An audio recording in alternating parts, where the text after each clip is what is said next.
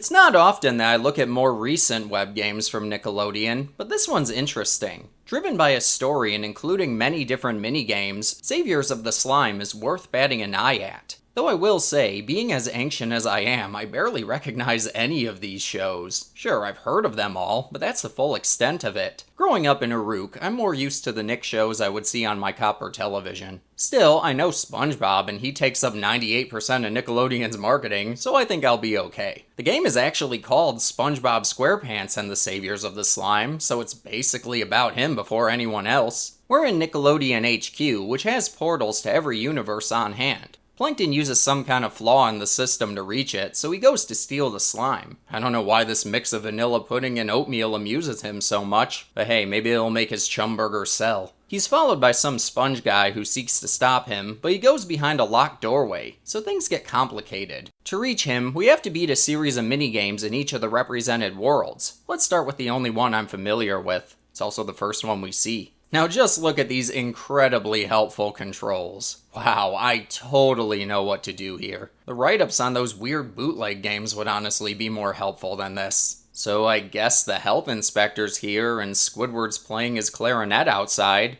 Either that or he's deep-throating a telescope. But we only have a few seconds to learn what we're doing. Then... Oh no, he said the thing!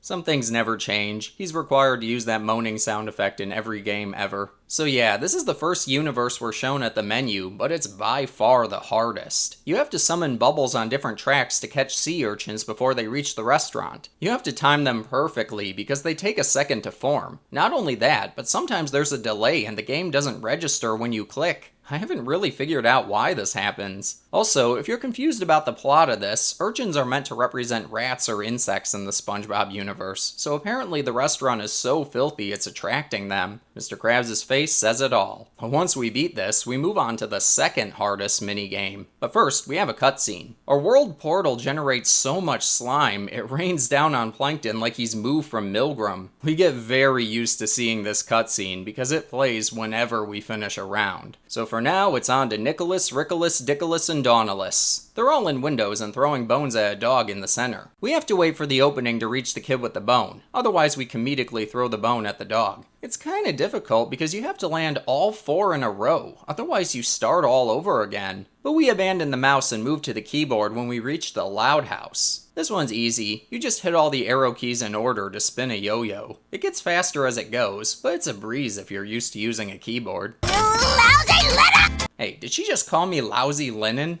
I'll have you know, I'm only made from the finest material. Henry Danger's is even easier. You just move the arrow keys to block asteroids from hitting this guy's head. Or maybe they're dinosaur eggs. Then it's on to School of Rock. You have to hit the spacebar before this circle descends into a smaller circle, but it first must descend beyond a bigger circle. Got that? The whole time, you listen to a licensed song that sounds like a Kidz Bop cover of What I Like About You by the Romantics. We'll see you in court. Then in Game Shakers, you do my favorite thing in the whole world. You mash buttons. Yep, you have to decimate your arrow keys to reach a designated border. That's about it. Then the Thundermans one is confusing. You also button mash the left and right arrows, but you're trying to keep a duel from having a winner. These two are battling with their icy and fiery breath, but you have to keep the collision contained. If it veers too far to one side, someone scores 40 points, but we can't have that. This fight needs an indecisive winner for some reason. I guess the goal is to make sure they're equally powerful, but I don't know, maybe the show explains it. But whoa, look how close this was. I swear, if I lost at the very last second, I would have quit this whole game. But once all that's complete, we're given a notice that says, "Blast doors open." That means we can finally reach Plankton. The spongy guy then throws a bunch of switches to summon residents from every universe. Then the format completely changes. We have to assemble a team to go through a platforming section, and I'm not sure how petty of a complaint this is, but it's a little disheartening to only see 2 cartoon characters in this sea of live action ones. Even if I don't know any of them, none of them have designs that stand out and make me want to choose them. I'd rather play as a cool, exuberant character than some random child from a sitcom. Either way, we go through a bunch of stages shooting at Plankton robots until they shut down. We can only hit them when their lights are green, and if we die, we get placed in a laser cage and start from the first round all over again. There are 6 rounds, and they get significantly harder, so starting over can be a serious pain. And in the later stages, it's nearly impossible to walk without getting hit by something. Seriously, the hardest Toho stages are nothing compared to this. It's worth it to endure though, because the ending is kinda funny. We reach Plankton with our weapons drawn, then SpongeBob just casually points back to his home portal and Plankton walks into it. We jump in after him and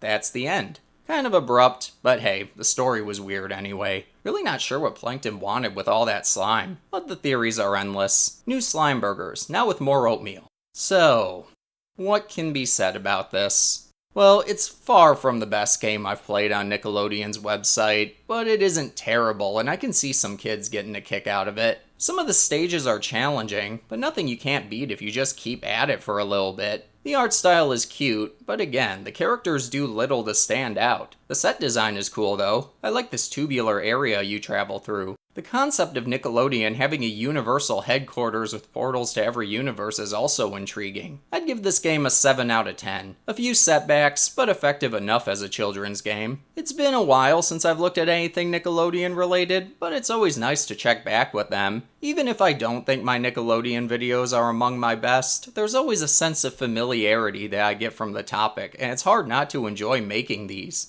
Even if I've covered all the games that have personal nostalgic value to me, I'm not opposed to checking out the later ones. There's value to be had in everything, and playing these games is always an exciting time. But for now, I think it's time to move on. So as always, be sure to subscribe and like the video, join the Discord server, and follow me on the accounts in the description below. Once again, thank you for joining me. I will see you in the next memory.